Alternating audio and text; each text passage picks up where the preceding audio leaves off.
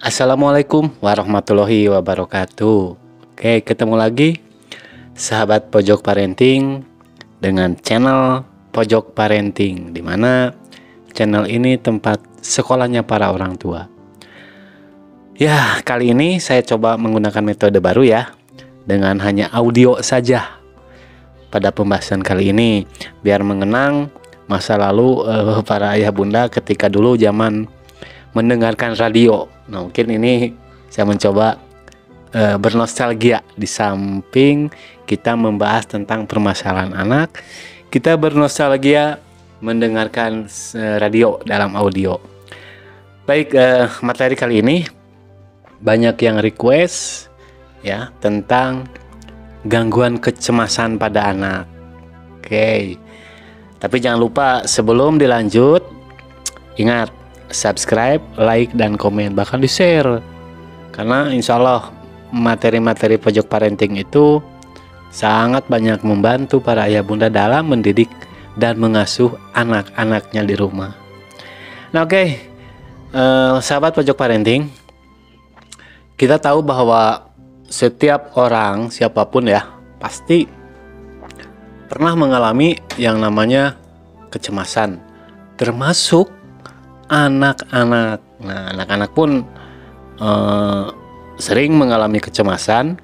Cuman kadang orang tua tidak paham, tidak tahu bahwa anak itu sedang mengalami cemas.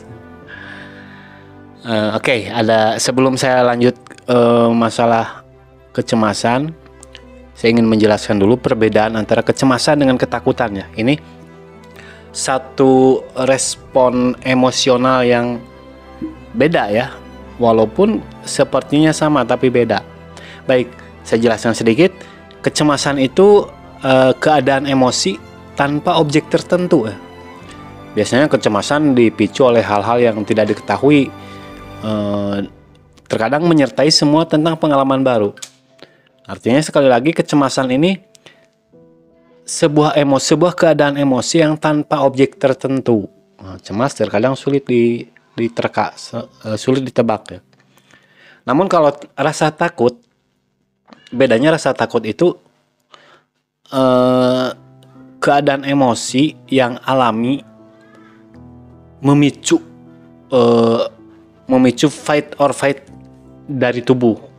Tapi jelas objeknya. Kalau rasa takut itu ada objeknya. Contoh misalkan anak takut kegelapan. Nah, objeknya kegelapan.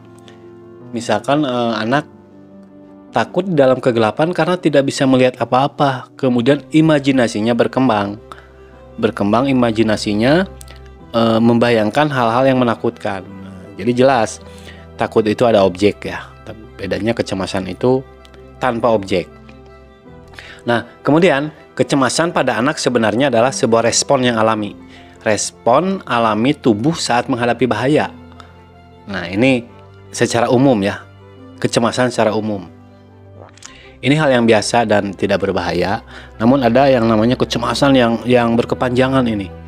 Ini kecemasan yang berkepanjangan itu nanti dibahas di belakang. Ada beberapa tipe gangguan kecemasan pada anak, yaitu ada yang namanya gangguan kecemasan umum ya, atau generalized anxiety disorder. Ini gangguan mental yang menunjukkan kecemasan atau kekhawatiran yang berlebihan. Jadi berlebihan ya. Nah, kecemasan ini biasanya berkepanjangan.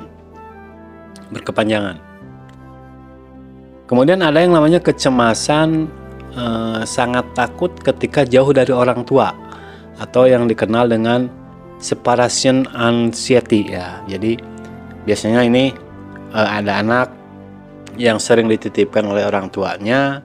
Nah, ketika orang tua menitipkan anak ke pengasuh lah misalkan, atau ke tempat-tempat penitipan anak. Nah, ketika ditinggalkan, anak mengalami kecemasan karena jauh dari orang tua.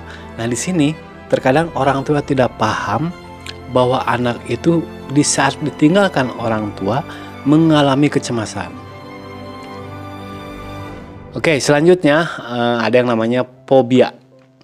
Ini fobia ini memiliki rasa takut yang ekstrim ya, bahkan berkepanjangan. Yang namanya fobia ini, jangankan melihat benda yang ditakutinya atau yang difobiakannya, mendengar namanya saja itu sudah mengalami tingkat cemas yang tinggi. Nah, situasi ini misalnya anak takut dengan bulu, itu akan meningkatkan kecemasan pada anak. Fobia ini memang bisa berkepanjangan, bahkan bisa sampai dewasa. Oke, selanjutnya tipe kecemasan panic disorder. Nah, ini dimana panic disorder ini sebuah episode berulang yang tiba-tiba, bahkan datangnya tak terduga. Kecemasan panic disorder ini sebuah ketakutan yang hebat yang datang dengan